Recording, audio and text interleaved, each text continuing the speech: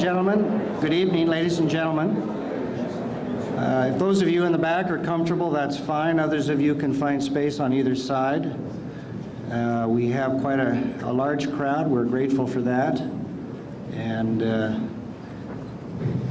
I think we'll begin in just one moment. Good. Thank you. Good evening, President Dennison, Mrs. Dennison, Provost Muir, members of the university faculty and staff, Chris Corey of the U.S. Department of Education and the wonderful coordinator of this Title VI National Conference, Professors Dennis O'Donnell and Mehrdad Kia, the co-chairs of the university's Title VI grant, distinguished delegates from across the country, thank you for joining us, ladies and gentlemen. My name is Mark Johnson. I'm the Executive Director of the Montana World Affairs Council, and we're very pleased you could join us this evening for the Montana Foreign Policy Forum. Our topic tonight is Central Asia. Our distinguished guest is the United States Assistant Secretary of State for European and Eurasian Affairs, Elizabeth Jones. And before I proceed with her introduction, there are some special guests that I would like to acknowledge, visitors to Montana. First, joining us here at the head table is the Honorable Baktibek Abdurasayev, the Ambassador of the Kyrgyz Republic to the United States and Canada, based in Washington, D.C. He's literally flown across the country to be with us today for this program, so we're deeply honored by his presence.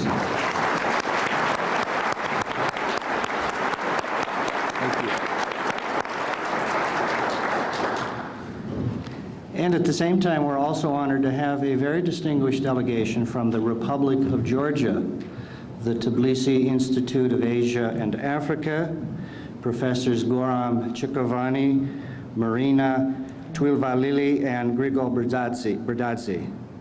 And finally,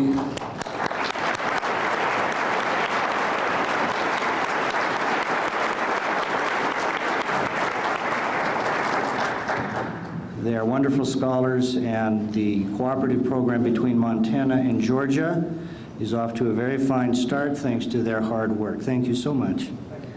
And finally, I'd like to acknowledge the distinguished scholar and writer Ahmed Rashid, who is with us, and he will be giving the keynote speech tomorrow evening at 8 p.m., the President's Lecture Series.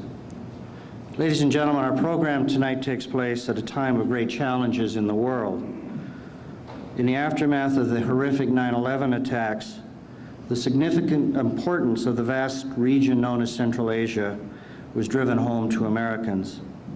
As the title of Ambassador Jones's speech suggests, this area of the world holds the attention of Washington for many reasons.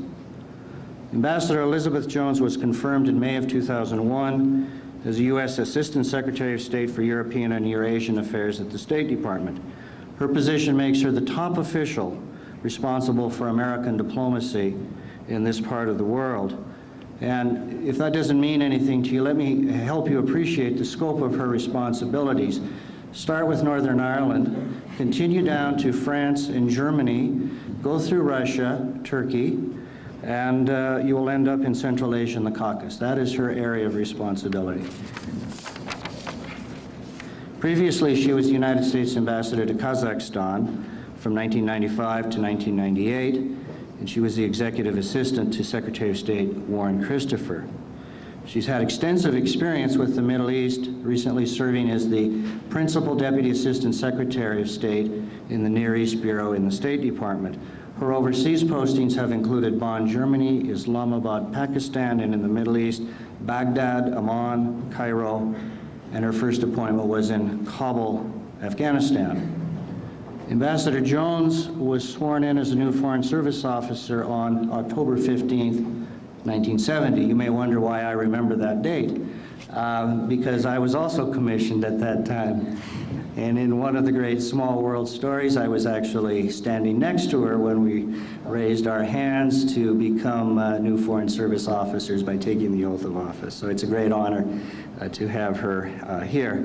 And by the way, just to give you further flavor for what an Assistant Secretary does, and this particular Assistant Secretary of State About a week ago, she was in Turkey with the Secretary of State, and on Tuesday, she was with Prime Minister Blair and President Bush at the Ireland Summit. So, frankly, I'm amazed that she's here. It's a wonderful, it's a wonderful honor, Beth. Thank you so much.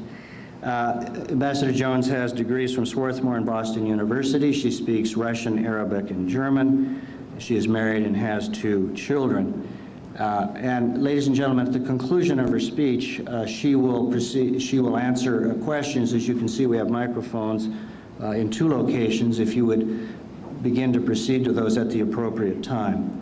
And now, ladies and gentlemen, it's a great honor to present a former colleague, a friend, and one of America's most distinguished diplomats, Beth Jones.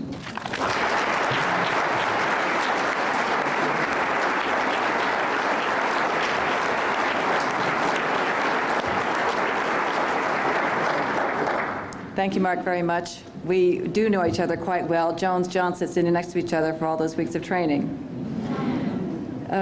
President, Mrs. Dennison, Mr. Ambassador, Ahmed, good friend of mine from years ago in Pakistan. Ladies and gentlemen, good evening, and thank you very much for inviting me to address this conference. I honestly can't tell you how exciting it is to see so many people interested in Central Asia. It's a very, very important part of the world. It's a part of the world that many of us have spent some time working in and worrying about and having fun in, and I'm very, very grateful for your interest. I'm also very glad to see my friend Mark Johnson, a very distinguished former diplomat, spearheading initiatives like this to bring foreign policy alive for American audiences. One of the things that you may not know is that Mark was one of the courageous few diplomats to return to Kuwait to reopen our embassy there following the first Iraq War. And one of the things that you hear about in the news a little bit, but these are my colleagues, his former colleagues, who are waiting right now in Kuwait to go into Iraq to start working on some of the post-war effort that we'll have underway there. In particular, I'd like to mention some of our colleagues from USAID who were there with the disaster assistance response teams, what we call the DART teams, who are already in Iraq, in Qasr, in and around Basra, to try to get some of the humanitarian work underway there as quickly as we can. So I ask you to think of them as they proceed with their work. In recent months, most of the world's attention has understandably been focused on the transatlantic relationship, one of the other areas I'm responsible for, and the differences that emerge with some of our European friends and allies over Iraq. What has received much less attention, relatively less attention, has been the steadfast support the United States has received from a number of countries in the former Soviet Union, particularly countries of the Caucasus and Central Asia. Obviously, the United States has very important interests in Central Asia and the Caucasus beyond supporting the transition, just simply supporting the transition of these formerly communist countries. After September 11th, global interests such as combating terrorism, weapons proliferation, and trafficking in narcotics and other illicit goods also came to the fore. Despite the relatively small overall State Department assistance budget, we've undertaken some what I consider very effective policies and programs in this very strategic region. We are successful, I believe, because we work closely with a number of partners, particularly such as non-governmental organizations, international financial institutions, and other U.S. government agencies. What I want to do is highlight for you tonight how our political engagement and assistance directly support our national interests. I also want to give you concrete examples of how this assistance really works. It's easier for us to talk about it, but what do we really do with this? I would argue that it's no coincidence that the Caspian region has been on the edge of recent international conflicts. History has shown that the Silk Road was not only a trade route, but also a strategic bridge for Alexander's armies, the Mongols, the Mughals, the Ottoman Empire, and more recently, the Soviet Empire. Today, it is a region surrounded by key competitors for energy and for military and ideological power: Turkey, Russia, China, Iran, and India. Our disengagement from Afghanistan in the 1980s taught us a very harsh lesson, one that we do not want to repeat, and that's a sentiment and a theme that I'd like to specifically thank Ahmed Rashid for. We learned that we must engage the region's governments and people to promote long-term stability and prevent a security vacuum that provides opportunities for extremism and external intervention. This is particularly true in Georgia, Uzbekistan, the Kyrgyz Republic, and Tajikistan, where terrorist groups have threatened our own national interests. However, in contrast to Afghanistan and Iraq, we engaged in Central Asia and the Caucasus right from the beginning, right after the breakup of the Soviet Union. We, the United States, were among the first countries to open diplomatic missions in Central Asia and the Caucasus after the breakup of the Soviet Union. We have a continuing interest in stopping the transport and movement of terrorist groups, weapons of mass destruction and other weapons traffic, illegal drugs, and trafficked persons. We also have an interest in resolving and, where possible, preventing violent conflicts that threaten regional stability. And we have an interest in seeing all the countries of the region become democratic, market-oriented states, the best long-term guarantee of regional stability and of positive, mutually beneficial relations. The Soviet legacy of weapons of mass destruction, weapons infrastructure, and expertise remains a critical U.S. security interest in the region. Our assistance continues to be targeted at the detection, deterrence, interdiction, control, and reduction of the vast Soviet military arsenal with its widely dispersed sources of weapons of mass destruction and weapons of mass destruction expertise. To address this, in 2002, we spent $958 million on assistance in Central Asia and the Caucasus to build civil society, to promote political and economic change, and to combat terrorism. This is actually a bargain. This is not a lot of money, given the radical reform we're striving for in these countries. Though our plan is complex and multifaceted, our vision for this region is simple, that these nations remain independent and become democratic, stable, and prosperous partners of the United States. We've worked closely with reform-minded leaders, journalists, non-governmental activists, NGO activists, and we've persevered, remembering our pledge to be in this for the long haul. What I want to do is illustrate some of the success stories and some of the places where we clearly have more work to do. And I think you got, when you first came in, handouts of some of the programs in these sectors. Civil society. In every state in the region, we are helping to carve out a role for non-governmental organizations, independent media outlets, and democratic political parties where none existed 10 years ago. We work with several local partners, NGOs, civil society organizations, and journalists to help build democracy from the grassroots up. Under repressive conditions, such as those existing in Turkmenistan, these efforts are mostly aimed at keeping alive hope for long-term change. In other countries, though, civil society is increasingly able to act as a real counterweight to arbitrary government behavior. We saw examples of this in the Kyrgyz Republic, where NGO pressure led to revocation of a presidential decree limiting freedom of the press. In Tajikistan, the government approved the application of Radio 1, the first non-state-run station in Dushanbe. Also in Tajikistan, the government has registered new political parties, simplified political party registration, and made it easier for civil society NGOs to register, leading to an explosion in their numbers. And this doesn't happen just by magic. It happens through a tremendous amount of hard work supported by U.S. assistance. Security. Programs to target cross-border threats provided to Uzbekistan under the export control and border security programs have helped the Uzbeks to interdict several shipments of weapons of mass destruction material transiting their border. Similarly, substantial U.S. support for a UN drug control program in Tajikistan enabled authorities there to seize record quantities of Afghan heroin on its way to Russia and Europe.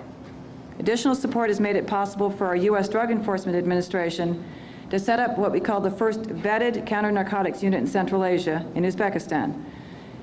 We've expanded our security assistance cooperation to enhance interoperability of many of these states with U.S. and coalition forces. It's a military term. I'm glad to answer questions about that.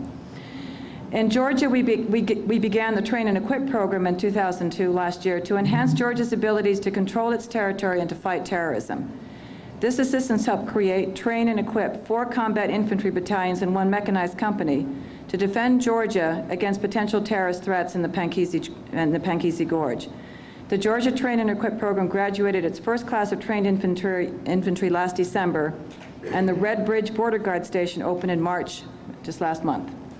As each day passes, the countries of Central Asia and the Caucasus are becoming better equipped, better trained, and better coordinated with one another to deal with transnational threats.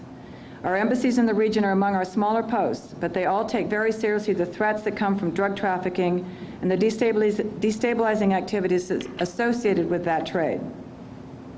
Human rights. The issue of human rights has been the toughest nut to crack. For example, Uzbekistan has serious problems. Since September 2001, however, Because of our persistent and consistent diplomatic engagement, we have seen important progress. This included the release last December in the annual amnesty, 923 political prisoners. The International Committee of the Red Cross had access finally, to Uzbek prisons.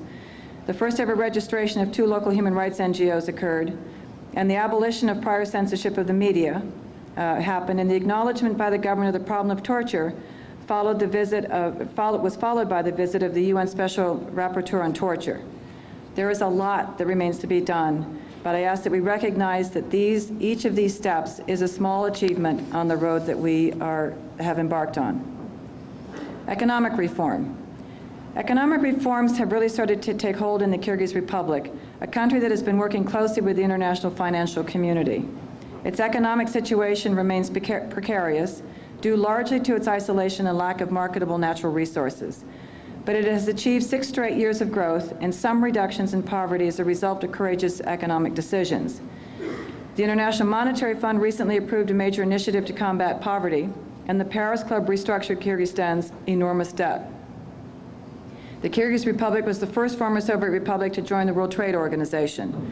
A very successful micro-enterprise program that we fund in Kyrgyzstan provides employment for hundreds of poor women, many of whom are the sole breadwinners for their families and are excellent businesswomen by anyone's standards.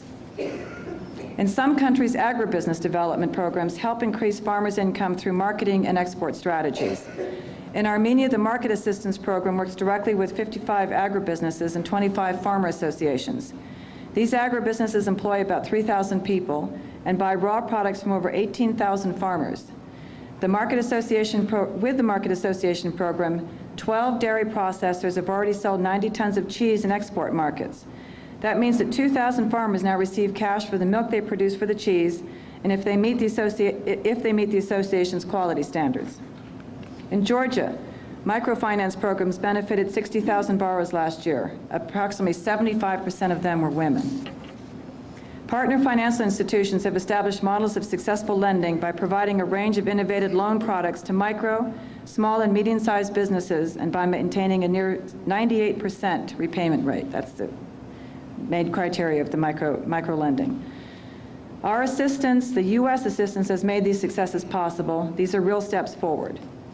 Energy. Some states in the Caspian region are fortunate to have abundant oil and gas resources. But because the region is landlocked, developing these resources and getting them to world markets has been a formidable challenge. Recognizing the pivotal nature of the transport issue for the political independence and economic viability of these countries, we have vigorously supported politically development of an east-west energy corridor. This includes the Caspian Pipeline Consortium pipeline, which is taking oil from Tengiz in Kazakhstan to Novorossiysk in Russia over on the Black Sea. The Baku-Tbilisi-Ceyhan oil pipeline is now under construction and will start operating in 2005. The South Caucasus gas pipeline, built parallel to the Baku-Tbilisi-Ceyhan oil pipeline, will ship gas from the offshore Shah Deniz field to central Turkey beginning in 2006. Together, these projects strengthen the Caspian countries, promote regional integration, and contribute to global energy security by diversifying supply sources. The roots of extremism. This is perhaps the clearest example where our diplomacy and assistance programs need to work hand in glove. In Central Asia, poor economic and social conditions are contributing to the appeal of extremist Islam in the volatile Fergana Valley.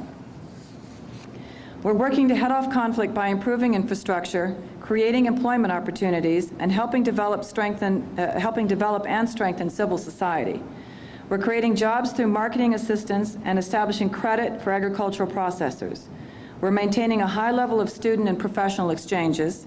In addition, we hope to expand our highly successful pilot health reform projects, including the establishment of private medical clinics that are not dependent on the central system. These clinics will have an insurance co-payment system, primary care physician training, and management of their own funds. We've put our money where our mouth is, in other words. Foreign aid can never substitute for the political will of the parties involved to find peaceful solutions to the conflicts, but it is part of assisting them to get there. We can do a great deal to support the countries recovering from conflict and to address the social, economic, and political conditions that sow the seeds of conflict. We do not want another Afghanistan. Anti-corruption. Our battle against corruption throughout the region has begun to reap some rewards. For example, the U.S. and the Kyrgyz government addressed corruption in academia, where Communist Party or government influence used to determine admissions to universities. At the request of the Kyrgyz Ministry of Education, we developed and funded the first nationwide testing program for university scholarships. In June 2002, just a year ago, the National Merit Scholarship Test was administered in 3 languages, in Kyrgyz, Uzbek, and Russian, to cover 14,000 high school seniors. Nowhere else in the former Soviet Union do students receive university scholarships solely on merit. This is a truly remarkable achievement and has opened opportunities for many young people in the region. Education and exchanges, student exchanges. We have funded a whole range of education programs, such as the Fulbright and Hubert Humphrey academic exchanges. We helped found universities, for instance, the American University of Central Asia in Bishkek, and promoted institutional linkages with American universities. Our assistance also focuses on secondary education. The Future Leaders Exchange Program, which we call the FLEX program, was established in 1992 for high school students from Eurasia to experience life in a democratic society. Since 1993, more than 11,000 students from 12 Eurasian countries, including all the Central Asian ones, have participated. This has huge long-term, very positive implications for Central Asia. We have lots of continuing challenges. The successes are good ones, but we know that there's still a lot of work to do. Political pluralism, we'll start there. A thriving opposition is a problem in all of the countries in the region. This has been evident even in 2 of the most successful countries in carrying out reforms, Kazakhstan and Kyrgyzstan.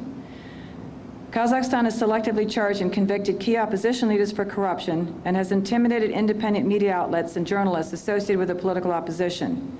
Kyrgyzstan's imprisonment of an opposition parliamentarian led to violence and great instability.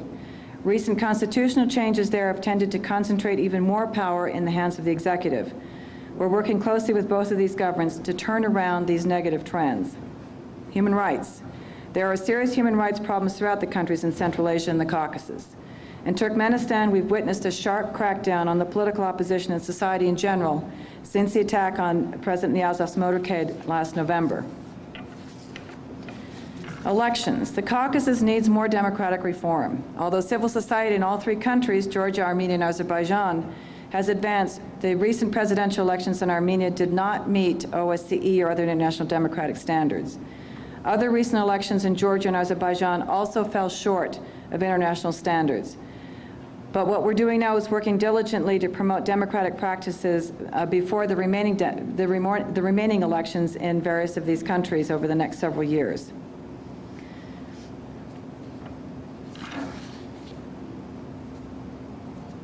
The government of, the government of Turkmenistan, following through on the President Niyazov's motorcade in November, the government of Turkmenistan arrested a number of political opponents of President Niyazov.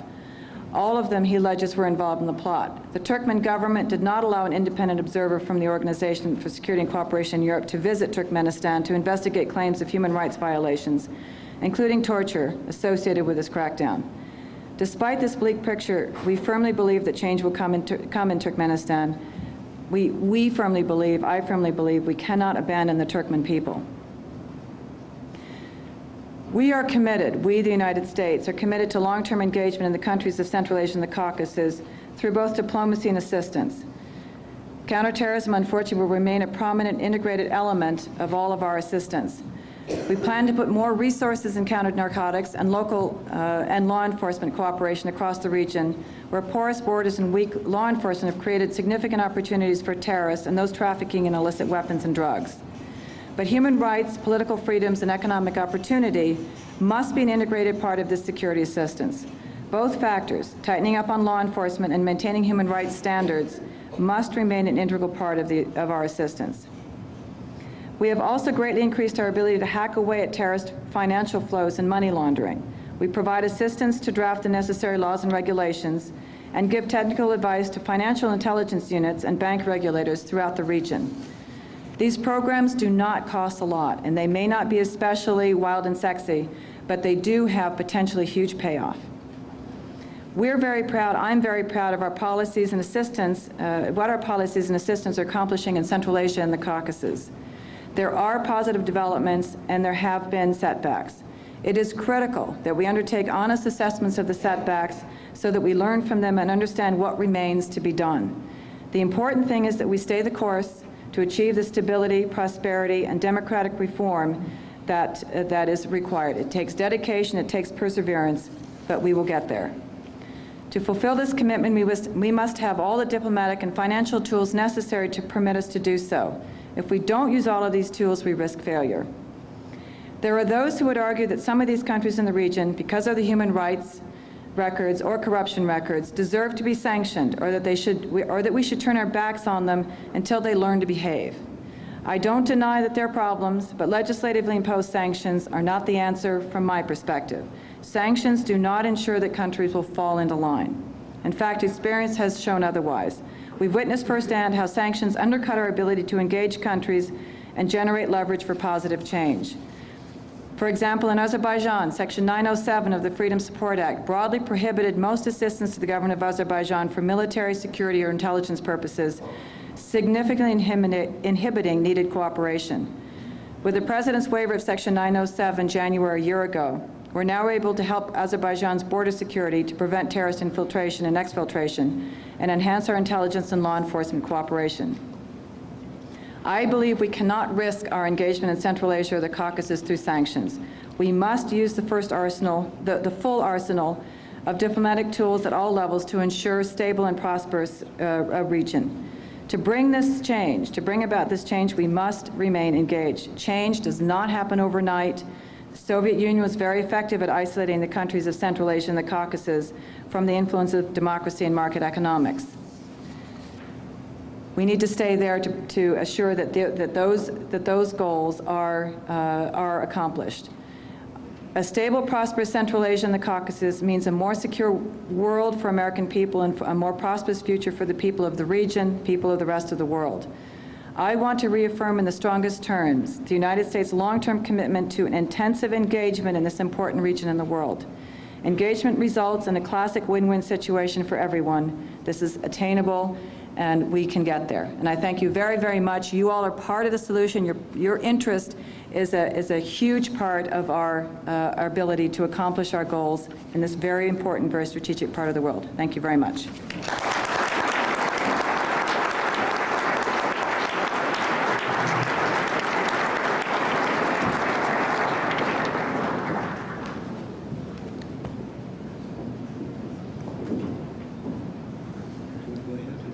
I'm happy to take questions.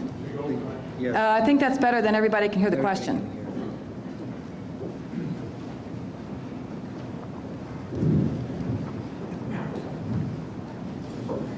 First of all, I want to say hello. You're mentioning the East-West Energy Corridor. I know it's pretty much cut out by Iran. I'm wondering why we're not engaging Iran. There's a very strong move towards moderation there, except for the theocrats. And I think we're playing into their hands by not engaging Iran whatsoever. If we really have the best interests of the Central Asian republics in mind, I would think that Iran plays a very large part of it. Could you comment on that? I'd be glad to.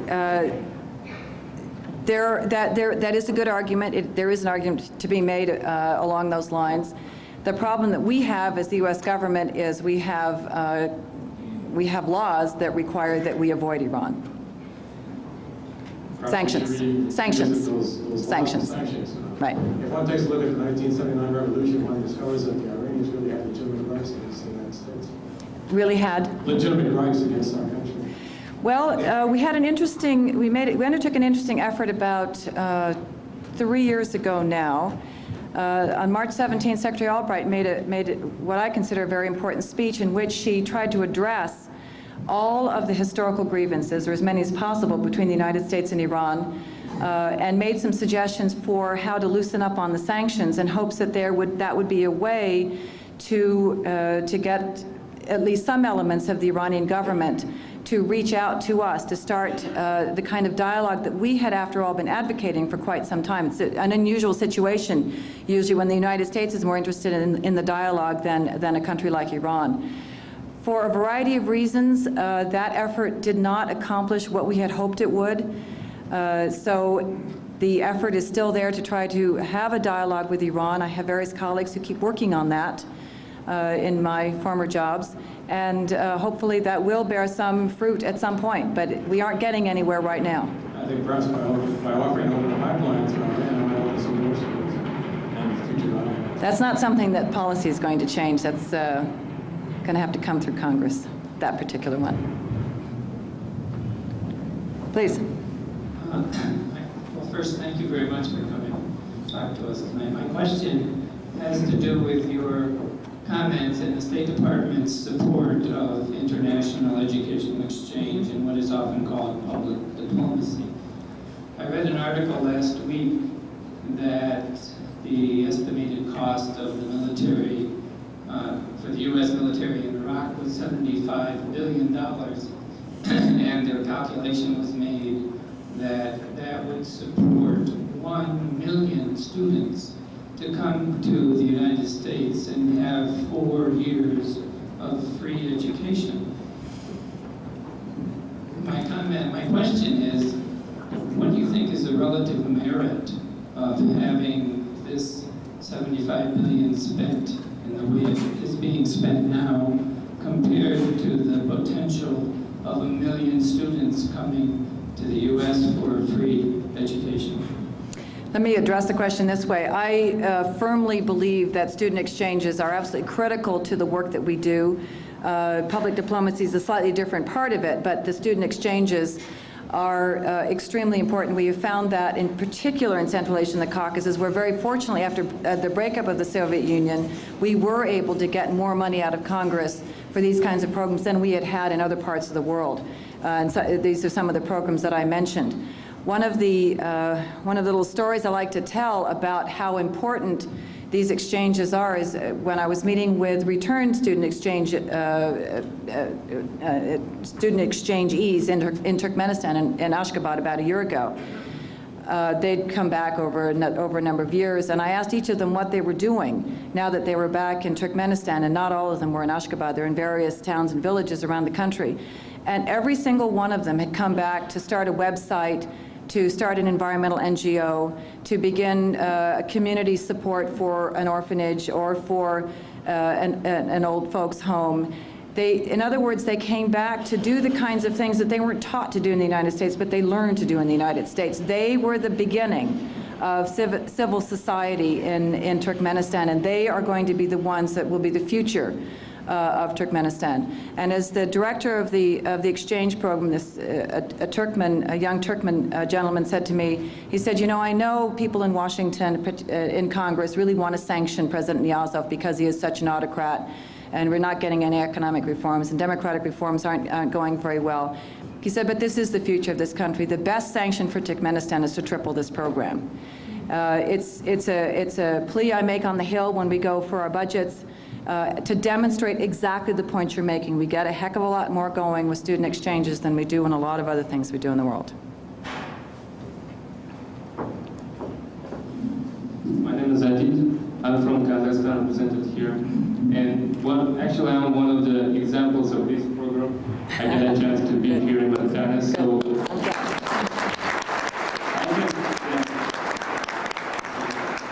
I can exactly say that this is working. I mean, it is just simply easy to spend time with us and for us rather than to pay for war. That's it. I would like to ask a question about Kazakhstan, and maybe it's going to be a little bit specific, but I would like to say a few words about Houston initiative of Kazakhstani president and future development, economical development, relations between Kazakhstan and USA. And if you could say a few words about the role of Kazakhstan in this particular region as one of the leading countries in reforms right now. The Houston Initiative is a small program. It's an important program. What it's meant to do is to promote small and medium-sized enterprises. It provides seed money for Kazakhstani entrepreneurs who would like to get their businesses going. It's part of a broad effort that we've had for 10 years now in Kazakhstan to promote economic reform. It's an area in which Kazakhstan has done extremely well. There are a tremendous number of entrepreneurs, and one of the one of the economic reform, one of the elements of the economic reform work that we've done is to get the government to understand that entrepreneurship works only with real free market.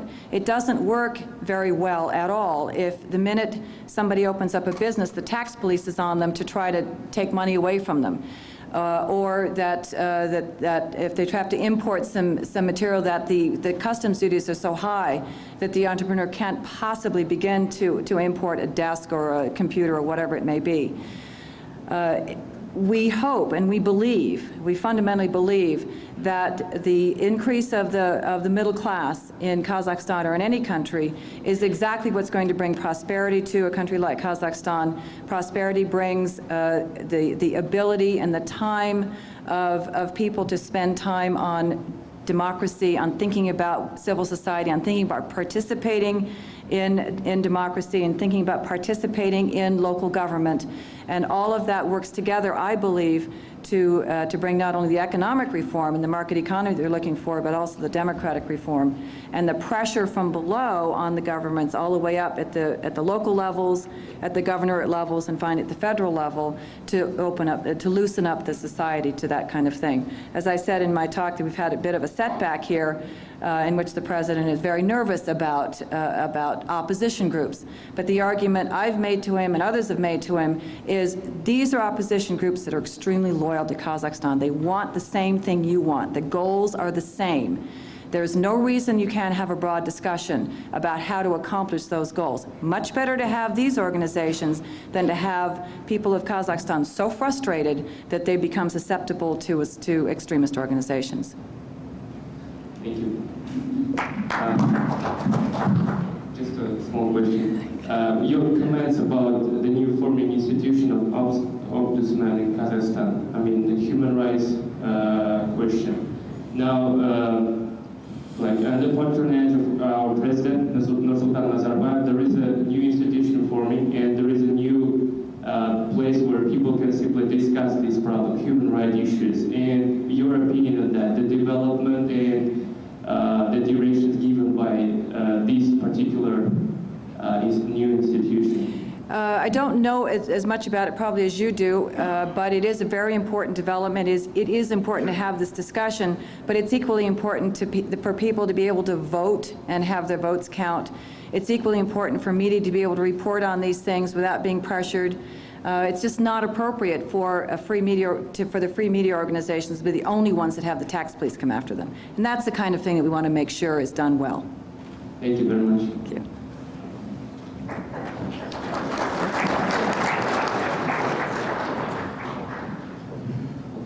In the course of your remarks, you mentioned that the consequences of abandoning Afghanistan after the fall of the Soviet Union would not be forgotten by the United States. And you also mentioned that this time we want to stay the course, to quote you. I'm just wondering to what extent you think the United States is presently committed to support the reconstruction of Afghanistan with the huge consequences that reconstruction would have in the Islamic world, in the region, and as a model of a different kind of intervention by the United States. And if you would be so kind as to talk in somewhat more specific terms, in terms of the budgetary commitment in President Bush's budget for next year, if you are, if you have those facts at your fingertips. Thank you for your question. I am not nearly the expert on that whole subject of Afghanistan as my friend and colleague Ahmed Rashid is, who may talk about these issues tomorrow night. But the theme of my talk is we must not turn our backs on these countries, comes from our bad experience, the thing we did wrong, I believe, in Afghanistan and to some degree in Pakistan. So I take that as a lesson to be applied in Central Asia and the Caucasus. Afghanistan doesn't fall within the region that I work on directly, but of course I pay a lot of attention to it because of its proximity to Central Asia. From everything I know, I know because I have a very good colleague in Kabul right now who is working to coordinate the assistance programs and he's one of our very, very best, that's why he was sent there. And he's working very hard to coordinate the assistance programs and make sure that the assistance that is authorized by Congress is done well. It's done so that the Afghan people can see it, so that they can use it, and so that it's the kind of assistance that is the most appropriate in education, in health, in road building, and that kind of thing. I beg your pardon, though I don't have the numbers in my head. I honestly just don't know what they are. But whatever they are, they're published on various websites, so they probably are available. Please. My name is Francis Viziev. I am a graduate student from Tajikistan, St. Mary's in Malaysia. My question was something along those lines too. I was wondering what's the long-term commitment of the U.S. government to the basically rebuilding the nation of Afghanistan. More specifically, in terms of rebuilding the nation, refugee assistance, and which is probably the most important thing today is disarming the civilian population in Afghanistan. I'm afraid I can only talk in generalities because I'm not close enough to the programs to be able to give you exact details on each of them. I know that there is a lot of focus on security, on how to address the security issues that you mentioned in terms of disarming the local population. But the angle that I work on it from is how can the U.S. and Europe, through NATO or through the NATO member states, provide that kind of support in Afghanistan that is so necessary. We've had a good experience with the International Security Assistance Force in Kabul, but we all see that that is insufficient, it's done a good job there, but we need to have the same kind of thing and all over Afghanistan or in every city in Afghanistan or whatever it is that NATO finally decides. There is a big discussion underway in NATO right now with all kinds of, basically 3 different options about how one might do that. But the interesting thing to me is that there is no discussion about why not NATO. It's all about how NATO could do it to expand the ability of the U.S. and the U.S. and Europe through NATO to undertake security as it's required in Afghanistan. I can't stand here and tell you that definitely, the commitment of the United States will go for X number of years, because I don't know that. I can't anticipate that. But I believe, from what I know of the way we conduct foreign policy, that it is a very long-term commitment, that we get it about what we did wrong, and that we know what is necessary in order to correct that. In terms of refugee assistance, could you provide an insight into that? I don't think I know enough about where the refugee assistance program stands now. It was a big program. It was very, very big in Pakistan, of course, to some degree also in Iran, but I honestly don't know where it stands right now. Should ask Ahmed Rashid that tomorrow night. Thank you very much. I hope you'll forgive me because I think I have questions similar to the lines that I asked earlier. But I guess my question is that as we deal with Central Asia and the Middle East and trying to promote democracy in those areas, just conversations I've had with friends, we've been talking about ways to deal with the different ideological forces that exist in many parts of this world, including ethnic tensions, in a lot of cases ethnic nationalism. With the case of the Kurds, ethnic nationalism that is backed up by voting money, potentially that gives them stability or be able to back that nationalism up in a sense. We also have Islamic fundamentalism, which in some senses is fundamentally opposed to democracy, as well as communism, which is fundamentally opposed to democracy, and in other areas, Pan-Arabism. How do you create a coalition of these forces that can create a stable democracy, or are these forces going to have to fundamentally change? Well, that's the question. That's absolutely the question. And that's the challenge, I think, that we have in Iraq. In the work that I've done over the past couple of years, working with the Iraqi opposition groups, which of course included the Kurds, one of the things that I was impressed with was the commitment of the Kurds, partly because we kept saying they had to do this, but also I think they really felt it, that their commitment was to Iraq, to an integrated whole Iraq within the traditional Iraqi borders. There was not a sense that somehow that Kurdistan could actually be realized in the modern world. I took a lot of heart from Kurds, admittedly older Kurds, who had been ministers in Iraqi governments in Baghdad, and they did know what it was like to participate and to be a contributing member of a genuine government that respected the Kurds as Iraqis. There are many, many ethnic groups in Iraq. You know them all, and we worked with all of them in the north. The Assyrians, Chaldeans, Turkmen, Arabs, and Kurds. Kurds tend to be the ones you hear about because they're the ones that are fighting each other. So they got a lot more attention that way. But the communities up there have been working together for all of these years since 1991, particularly because of the requirement to figure out how to pass out the oil for food humanitarian supplies that were authorized, and they did an extremely good job of it. They did an extremely good job of keeping the education systems going as best they could, and of keeping the communities integrated and working together so that they could become at least somewhat prosperous, which they succeeded in doing through all those years. It was quite a remarkable thing to see, to be in northern Iraq and see see farms that were working well. How do you make sure that those forces work well? How do we make sure that the Shia and the Sunnis, etc., in Iraq all work together with the groups that have been working together in the north? That is the challenge, absolutely.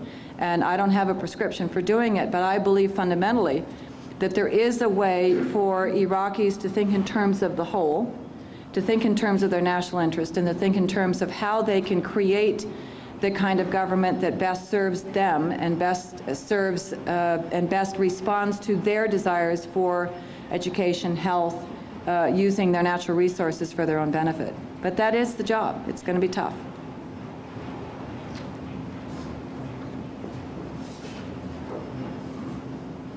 Since this administration seems to feel that if you're not with us, you're against us, how do you think the ultimate outcome of Turkey not allowing the U.S. to use its country as a base of operations will affect its entry into NATO? Well, actually, Turkey's in NATO, so we don't have to worry about that bit. Turkey's trying to get into the EU. Let me go after your premise. It looks like sometimes if you're not with us, you're against us. But the fact of the matter is that we've maintained throughout all of this discussion of Iraq and what to do about Iraq some extremely interesting and quite good relationships with a great number of countries, Turkey included, as a matter of fact. What we've seen, people talk a lot about the transatlantic divide. It looks like it's the United States against Europe. Partly because that's the way some of the European countries like France and Germany would like to portray it. But the fact of the matter is that the divide is within Europe. The UK, Spain, Bulgaria, Italy, a lot of these countries, the Baltic states, have been with us in terms of how to deal with Saddam Hussein, given his defiance of the UN. That's been where the debate is. So the question for people like us is how do we get past the divisive debate that we've had and come together focusing on how to get together on what needs to be done next.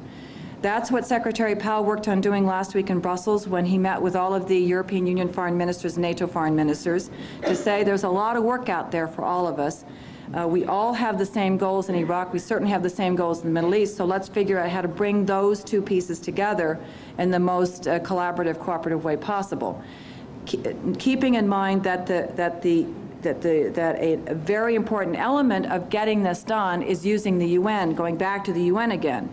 So the task for us, for people like me, is to figure out how do you get done at the UN what needs to get done, how do you craft the Security Council resolutions in a way that makes them unbeatable, that makes it impossible for anybody to say, oh, that's too American or that's too whatever. We're not going to do that. We want to craft them in ways that makes it clear that they are for the benefit of the Iraqi people, to make it possible for the Iraqi government, however it's set up, to get the benefit of the oil revenues, for Iraq to be able to produce and distribute a new currency that is acceptable by international institutions. So there are all kinds of elements that must be done either at the UN or through international organizations, that we completely realize and accept. We have to figure out how to develop the elements of all of that to gain agreement from various of our European friends and allies, including the French and the Germans. With Turkey, we were very disappointed that the Parliament turned down our request for the 4th Infantry Division to deploy through Turkey. But at the same time, as we said to the Turks and we said publicly, that was a democracy that turned that down. Let's talk about the other ways we can cooperate. We are NATO allies. We have long experience with each other. And some of the elements of the way we've been working together and cooperating is to talk about how to manage the situation in northern Iraq. And one of the first things we said to the Turks is, what doesn't work is for the Turkish military to go in and try to take over northern Iraq or try to do whatever it thinks it needed to do. We said we've got the 173rd in there now, the air brigade. We will assure Turkish interests are taken care of, and that's what's been kind of interesting, dicey, terrifying to me about what's been going on today in Kirkuk and Mosul, to make sure that we could make good on that commitment, to make sure that we did assure that Kirkuk and Mosul were turned over in a way that, for example, property records of Kurds or of Turkmen or of Arabs weren't destroyed by one group or another, so that the future could be sorted out in an acceptable legal way. I wondered if you could talk about one of the questions of post-war Iraq is Iraq's large debt and to whom it owes this money. And I wondered if you could talk about this region. Are there similar issues regarding any debt that it might have following the collapse of the Soviet Union? And is there any talk, as there has been about Iraq, about forgiving some or all of that debt?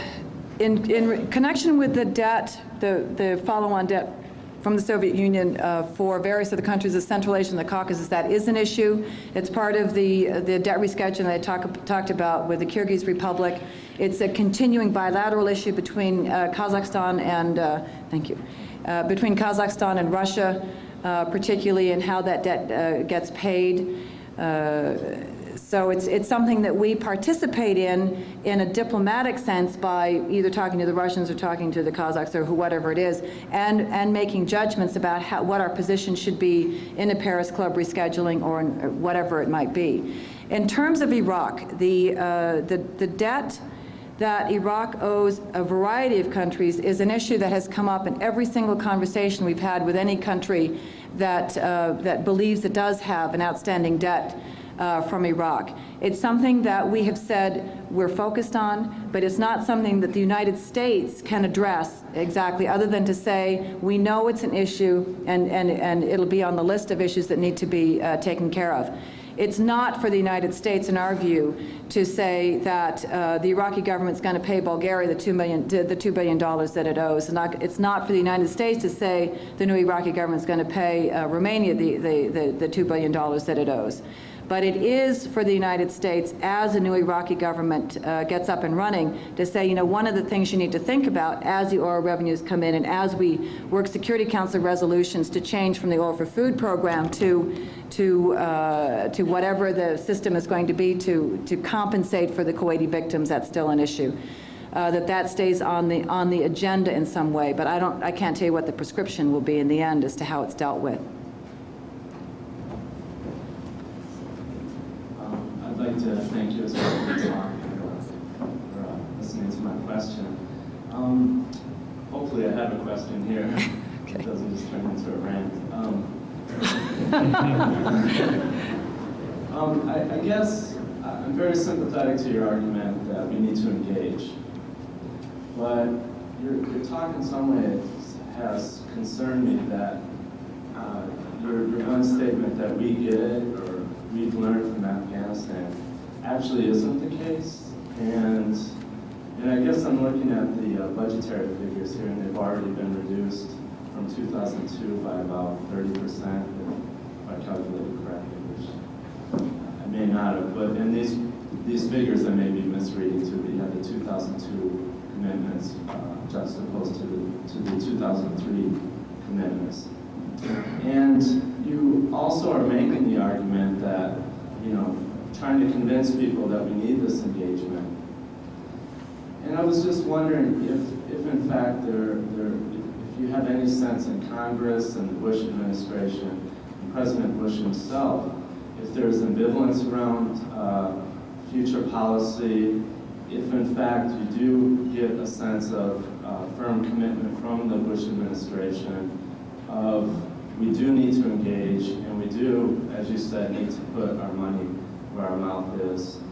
And I guess it just made me concerned and somewhat skeptical that actually we're not going to engage in the way that we need to.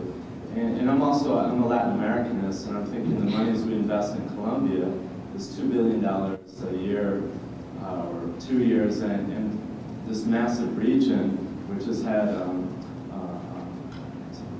fundamental consequences for the United States, we've invested half $500 million. Does that make sense? It does. There are a couple things. First, just sort of on the technical side, it does look like the budget has gone down quite a bit, but we had a funny thing happen this year. Our committee decided that it didn't want to deal with the exchanges budget, the student exchanges budget, that was more appropriately put into a different budget handled by a different committee. So it looks like in lots of countries that we reduced by 30% or so, but all that means is we took the student exchanges part of that and it's showing up in a different place. So that's part of what you're looking at. That's number one. Number two, I would love to have more money for these programs. And so would the White House, and so would the Office of Management and Budget in the White House. We can't always get it from Congress. But this year we have asked in the War Supplemental, in the little, teeny part of the War Supplemental the State Department gets, we have put money for these countries into the War Supplemental on the grounds that we do need to keep working on these issues, that this is part of the region, of the region surrounding Iraq. Afghanistan is still an issue, and still a region that we need to keep working on. And so that there is some money, we hope, knock on wood, that will come through the War Supplemental to bring the budgets back up to where we think they should be. It's never enough. It's never enough. I would love to get the Columbia money, but I'm not sure the Office of Management Budget will let me have it. But it's something that we keep slogging away at. But just to follow up quickly, you said the White House would really love this, but simultaneously in their budget, and I don't remember the exact figure, but they proposed a $750 billion tax cut. So I'm not convinced that we've learned, and we in this case, meaning the Bush administration, I mean, you can say, yeah, we're going to put our money where our mouth is, but it doesn't add up.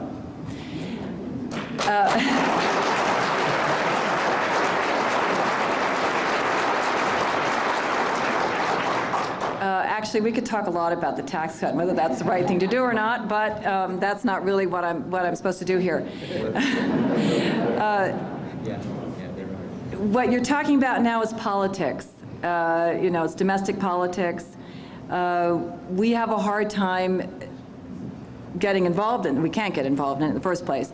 But that's one of the big issues that we have in the Foreign Service and the State Department, is constantly to get Congress, get the American people to understand how little money we do spend on foreign assistance. We spend practically nothing on foreign assistance compared to what we spend on everything else. You are making my case, and I am grateful for that. And that is exactly what we need, people like you to say to your congressmen and to your senators. Spend more money for these kinds of programs, because in the end, that is enhancing American security and safety. So we keep working.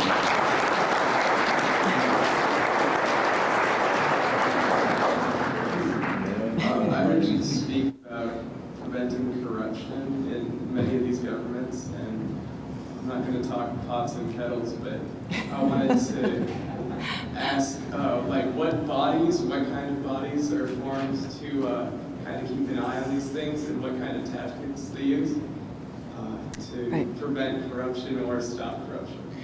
You've hit on one of the central issues that we try to address in all of these countries, on the grounds that you can't make progress in microenterprise, you can't make progress in education, you can't make progress in anything if corruption takes hold. And we work on it in a variety of ways. I mentioned already the way that the Kyrgyz Minister of Education decided he wanted to work on corruption in terms of the entrance system for the universities. But what we try to do in each of these countries is work through our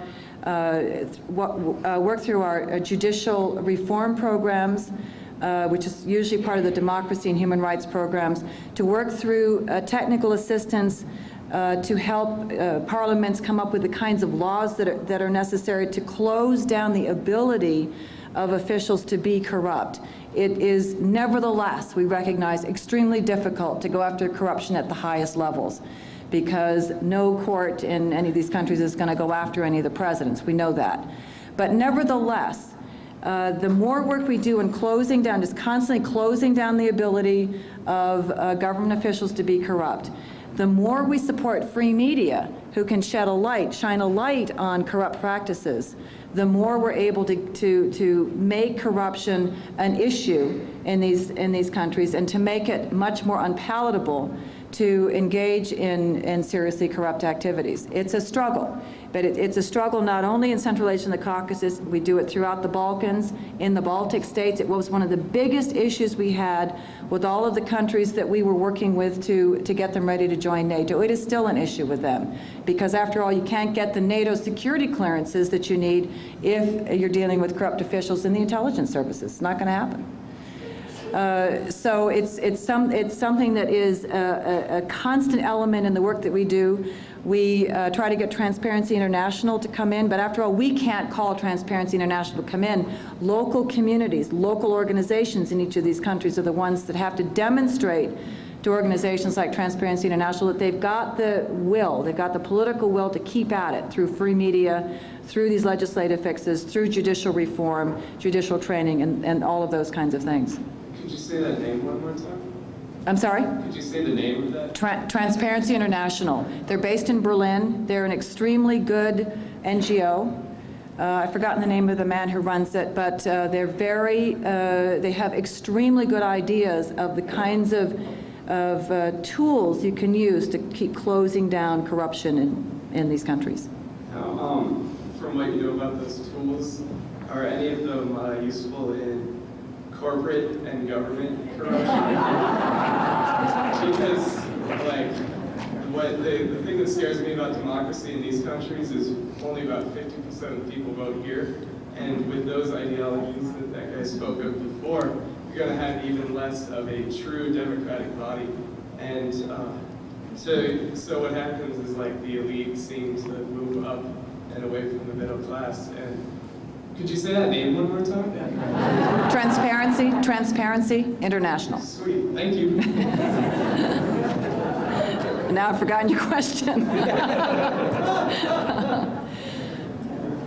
ahead. Go ahead. Yeah, again, thanks for coming. It's kind of great to have somebody like you here. Thank you. In Missoula. You mentioned a number of different areas of security, open society and governance, etc. And I know they generally is the poor step cousin or whatever in instances where there is conflict. But one thing you didn't mention was environmental security. And I know that this is an area that aid has traditionally provided significant funds to the region, particularly for water. There's the trans-boundary projects in Georgia and Armenia, the Caspian Sea project, energy, etc. But if you could comment quickly on what you view as State Department and aid's trends vis-a-vis the environment, whether or not this is an area you intend to push for more money in or not for money, etc. We do, just as you say, work in environmental areas and all of the ways that you talk about. We tend to put it under economic reform kinds of programs, and to some degree NGO development kinds of programs, because that's where a lot of the heat comes from, the good heat comes from for these programs to continue. What we find is we don't have enough money to do environmental cleanup, though. We can help with technical assistance for environmental legislation. We can help with NGOs that are developing environmental, better understanding of the environment. But environmental cleanup is a lot harder for us to get engaged in because it's so expensive. And that's something that we talk about and try to teach in some of the work that we do on how NGOs, local groups might campaign for money from their governments or from somewhere else to try to get that kind of help. But that's sort of the limit of the kind of work that we do on the environment. One of the things that's been particularly interesting to me and gratifying is that there is quite a bit of national support, local support in each of these countries for cleaning up the environment. It's not something we had to come in and teach. It's something that people care about and are quite happy to attack on the grounds that it wasn't us who did it, it was those bad Soviets. So there's no sort of hang-up about who did it. Which helps a lot. So it means that there's sort of a polemic-free discussion of how you go about environmental cleanup.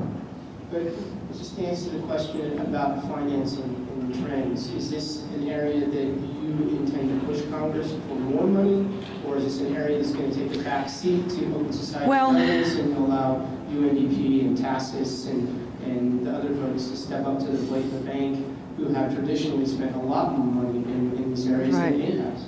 We don't advocate for a separate budget for the environment because, like I say, it comes under our economic reform programs usually, and sometimes under NGO development. So it comes under those baskets.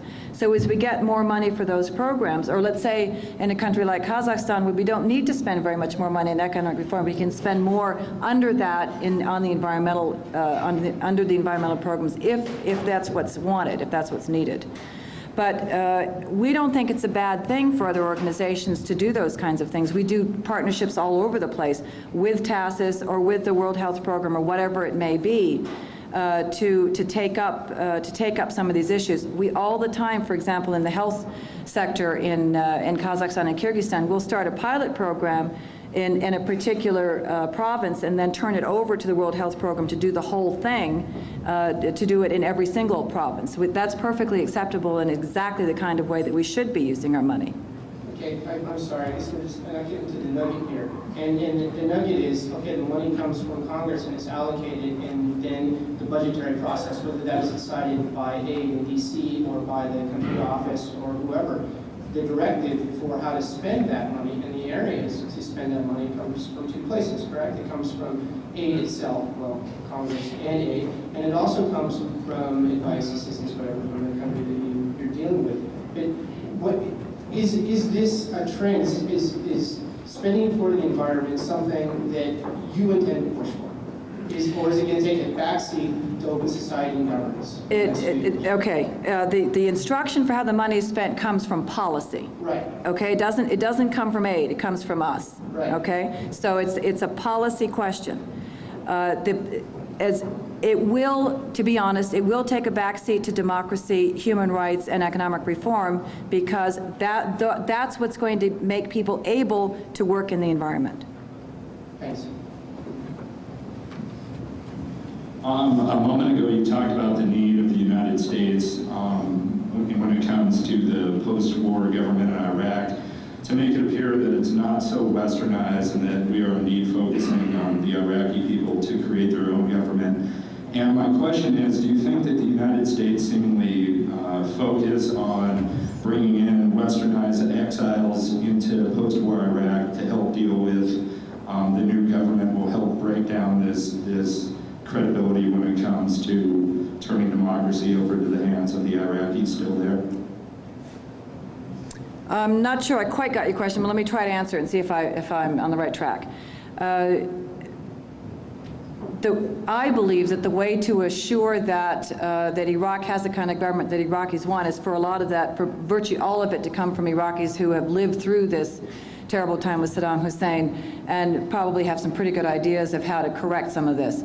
There's been a lot of talk in the press about the exile groups and, you know, we're going to impose them and all that kind of thing. That isn't the way to go. They should participate, but the majority and the bulk of the people who are engaged in this and who are the leaders of these kind of groups should come from Iraqis inside Iraq. Was that your question? Yeah, that was along the lines. But at first, you know, we've seen, for example, in Basra, as of late, the chaos ensues following this. Do you think that initially it's going to be the exile groups that are going to be more organized and thus more able to come in and lend a hand in governing post-war Iraq, as opposed to the, say, tribal leadership or local leadership? And if that's the case, do you think that tendency will stay once a permanent government's established? The very short answer is no. They are not better organized. They are not more capable. The Iraqi exile groups are very divided among themselves. They will not be able to do this by themselves at all. Thanks.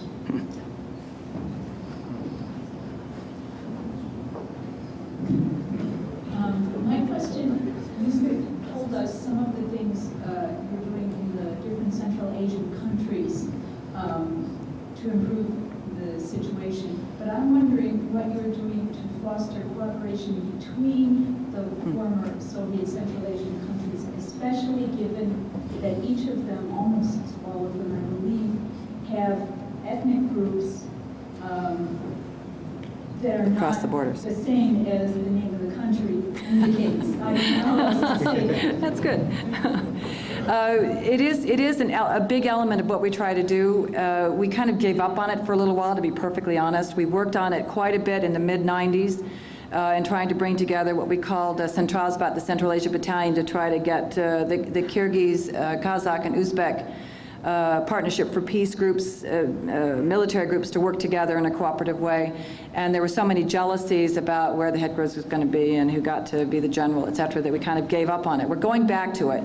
But we're going back to it by trying to argue along more economic lines. So, for instance, we argue that there has to be much better economic cooperation and customs agreements and tariff agreements, so that Uzbekistan doesn't throw up these huge tariff barriers, and Kazakhstan these huge tariff barriers, to prevent the farmers of the Fergana Valley in Kyrgyzstan from getting their goods to market. And the argument we make to people like Karimov and Nazarbayev is, if you're worried about the Islamic movement of Uzbekistan coming back, you are guaranteeing they're coming back by preventing those guys from being able to make a living, because you can't get their goods sold in the market.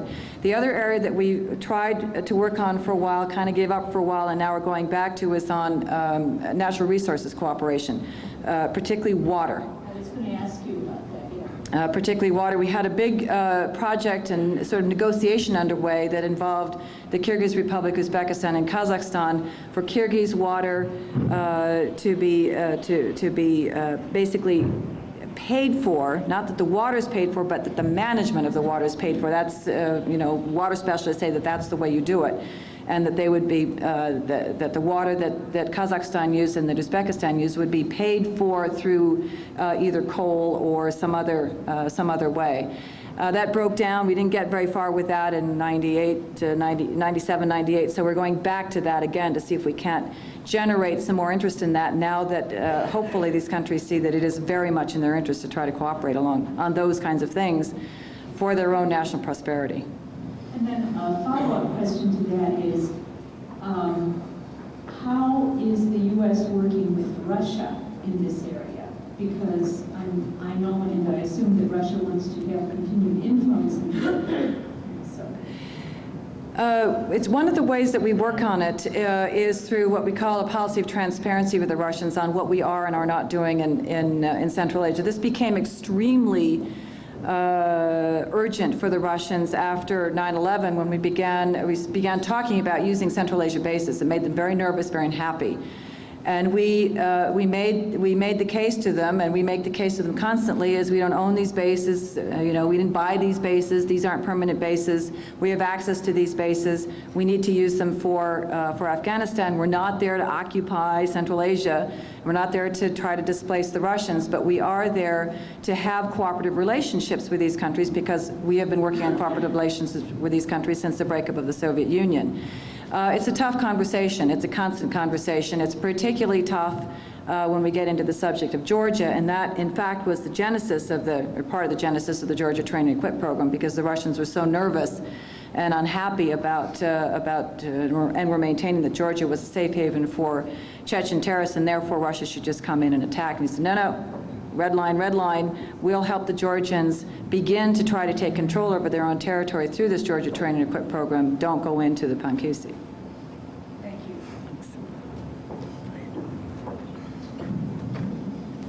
Well, let me preface this by saying I don't hold you personally responsible for the policies of the current U.S. administration, nor of any of its predecessors with whom you've lived at various points in your career. But it does seem to me that you were a bit too glib on one point a while ago when you said that really is it's not the U.S. versus Europe, but the split is within Europe. And you mentioned Italy and Spain in particular. But I think you know as well as we all know that the majority of public opinion in all countries in Europe and most countries in the world has come to believe that the United States has embarked on a policy of unilateralism, of wanting to run the world, and if we let the UN in on the Iraq situation, it'll be to the dirty work of cleaning up the mess that we made. But I'd like to have you address this dichotomy at a little deeper level, and that is, I think we all would like to see international law develop and transnational forms of law and justice created. But on the other hand, we know that the United Nations is an imperfect body for achieving this. And we know that in the past, in many cases, they have proved incapable of doing it well, and that doesn't help the cause of multilateralism. And so I'm wondering whether you were willing to speculate somewhat on what might be the proper balance between the United States and its coalition of the willing and the international agencies, particularly the UN. How far should the UN be involved? Clearly beyond simply relief efforts, but in particular in determining the way in which a new government forms in Iraq. You're right about the way I described Europe and which countries are with us. I was talking about the governments who are with us. Absolutely, public opinion is not. You're completely right about that. But the governments have been very clear about their agreement that it was time for this coalition of the willing to take the Saddam's unwillingness to comply with Security Council resolutions into our own hands. In terms of what is the appropriate role for the UN in Iraq, how much the UN will be involved in Iraq, that is the discussion at the highest levels of the U.S. government. Frankly, it's also a discussion within the UN. It's not something that, as far as I know anyway, that Kofi Annan has actually discussed in enough detail for me to be able to tell you what that is. But many of us can imagine what all the elements are that require UN involvement, and I've mentioned some of them. I can't honestly tell you what the appropriate way is for the UN to be involved in the development and the emergence in encouraging the emergence of an Iraqi government, or in encouraging the emergence of town councils or representatives of town councils that could encourage or that could result in an Iraqi government. But a lot of us believe, and a lot of our European colleagues believe, that there is a legitimacy that must come from some kind of UN endorsement of that government. And I'm not a UN lawyer. I don't really know what the words are that would end up being in a Security Council resolution, but I believe there will be some words to that effect that will legalize, authorize, endorse, whatever it is, what emerges in terms of an Iraqi government.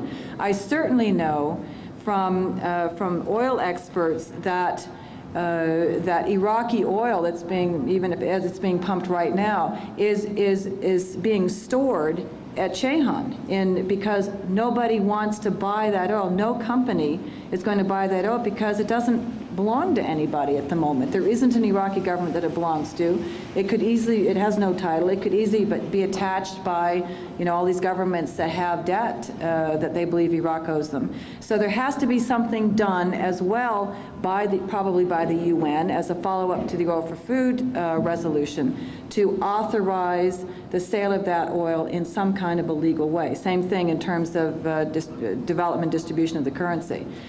I don't think that it's the case that we've gone to war and now we just leave the UN to clean it up. That is not at all what we talk about when we're talking with the European Union member states and with various other governments.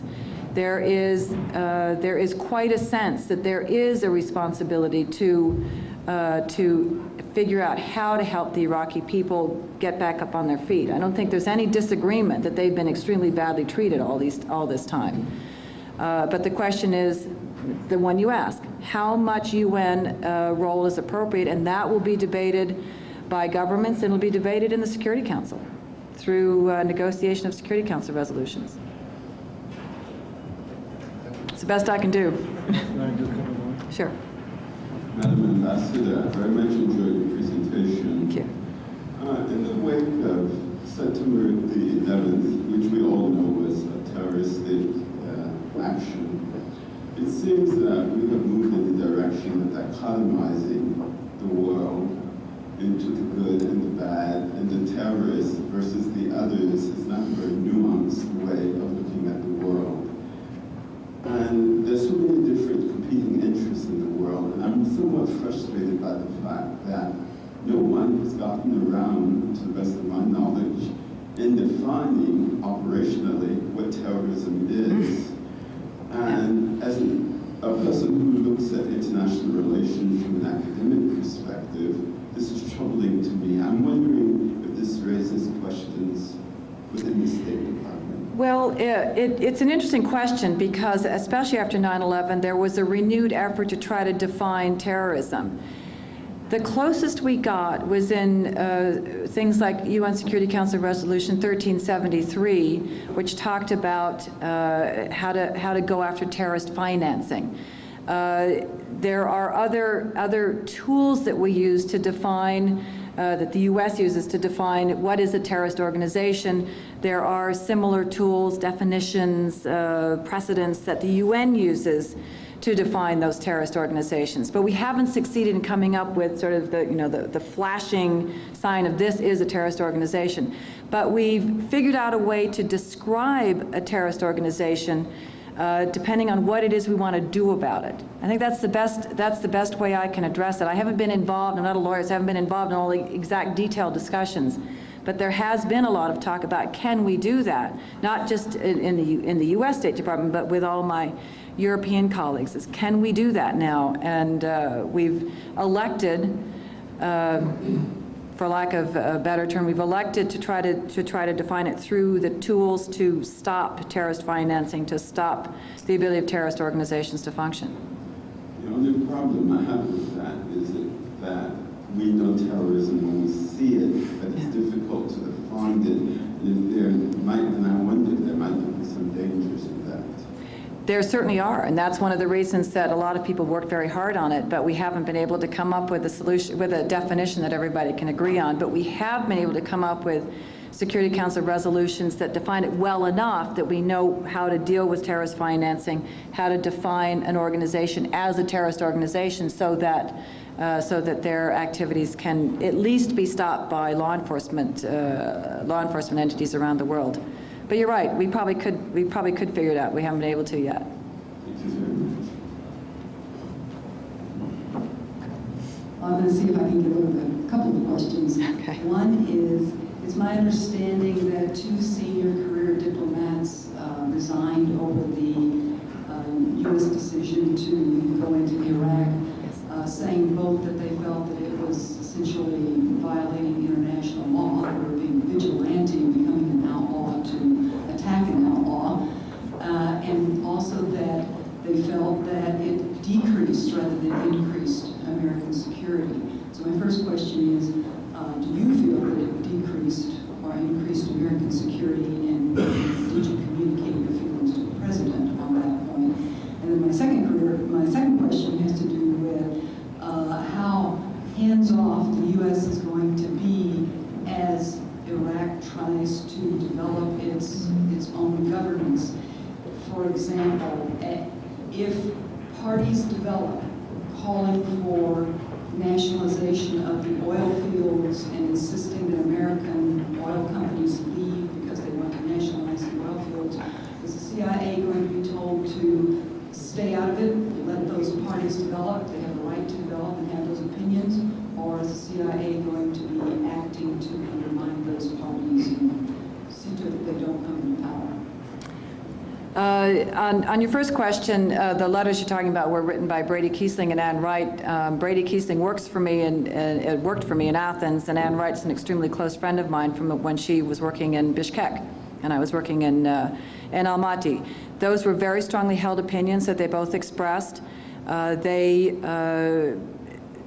are opinions that are perfectly legitimate opinions in terms of their feeling of that we had squandered the good feeling that we had after 9/11, the United States had after 9/11, that we had done things that the United States had done things that reduced our security. That is part of the debate in Europe as well, particularly from France, that by going to war in Iraq, we were reducing, we were enhancing. We were reducing stability in the Middle East, and that was a very serious concern that we should all address, which frankly many of us agree, not necessarily that it reduces stability, but that we must address the Middle East problem between Israel and Palestine at the same time. And that's why there's been a lot of emphasis, if you've probably seen over the last couple of weeks, on the importance of Abu Mazen getting his cabinet chosen, getting his cabinet confirmed, so that we, the U.S., the EU, Russia, and the UN can issue this roadmap and try to get the parties to comply with the roadmap. Have I communicated these ideas to the president? No, that's not part of the discussion that I would have with the president the few times that I have had. On the oil companies and CIA. If Iraqi parties begin to develop, calling for nationalization of the oil fields and saying we want the international will the CIA let them alone, let them stand or fall on their own merits and their own popularity, and not try to undermine their popularity and have things go the other way? Well, the problem with the question is that it's highly speculative, and so it's very hard for me to say that X wouldn't happen or would happen. It's hard to imagine necessarily that there would be political parties in Iraq that would go for nationalization of oil companies, because, why would that necessarily be the case? It has to be the case that the oil is used, that the revenues are used for the good of the Iraqi people, for the good of the government. And there are all kinds of international organizations, starting with the International Energy Agency based in Paris, that has all kinds of ways to help a Ministry of Energy or Ministry of Oil, or whatever they want to call it, to come up with ways to make sure that that international oil companies, American oil companies, whoever they may be, get the kinds of contracts that are good for the people of Iraq, that don't rip off the people of Iraq, if that's sort of the genesis of your concern. The CIA doesn't do things about political parties anymore in the world, so we don't have to worry about that. I think we're going to have to call it. One more? One more. You talked about the fact that Turkey is democratic, and that's one of the reasons they're not with this coalition, is because their people are against it. And in recent elections in countries such as Pakistan, Indonesia, South Korea, and Germany, candidates with the most anti-American platforms have won. It's highly likely that some of these countries that are in the coalition, that their governments are for this action in Iraq, but the people are against it. They may very well lose their seats in the next election in their home countries. Can you talk about the implications of this trend? Well, the question is, now that the war is almost over, what will happen with that whole debate? And I don't know the answer to that. I don't know whether Gerhard Schröder will continue to maintain support for having been anti-war when the war isn't really the issue anymore, but the peace is the issue. That's one of the questions that's out there. And pardon me, in some of the countries, such as South Korea, though, that wasn't the main issue. It was just the anti-Americanism in That other, could be. other relations. You know a lot more about South Korea than I do at this point. In Turkey, there's one thing that I think is important to keep in mind. The government isn't opposed to the coalition. The people are very opposed to the war. The government is not opposed to the U.S. The government is trying to figure out a way to work with us in Iraq. We've got all kinds of agreements now on resupplying the troops and all that kind of thing. It's an odd thing. It's one of the first times in all my years that I've seen such a difference between what a government is willing to do on a particular policy when their populations are so adamantly opposed to it. It's been a very interesting phenomenon to see. Part of what goes on, and this is, again, this is something that we look at very closely and our embassies look at very closely, is how much of what's being done is anti-American or anti-war, and how much is it a tool for political parties to gain ascendancy one over another. Does it mean that the leader of that political party actually holds that view, or are they merely using popular views about war to gain political ascendancy? It's an open question. I'm not going to say that one works and one doesn't work. Obviously it worked for Gerhard Schröder. It worked extremely well. But in Turkey, for instance, there's a great body of opinion that believes that the issue was not the U.S. and it was not the war. The issue was, should the Islamic government be allowed to win this one in the parliament? Thanks.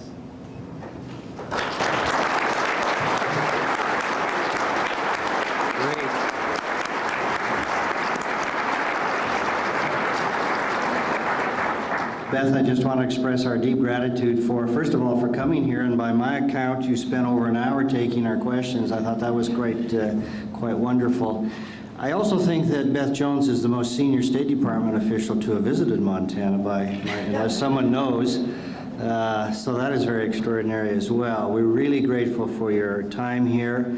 This afternoon, she spent an hour with students talking about careers in Foreign Service and the State Department. That, too, was quite generous and well attended by the students. A lot of good questions came out of that. So on behalf of all of us, thank you so much for coming out here.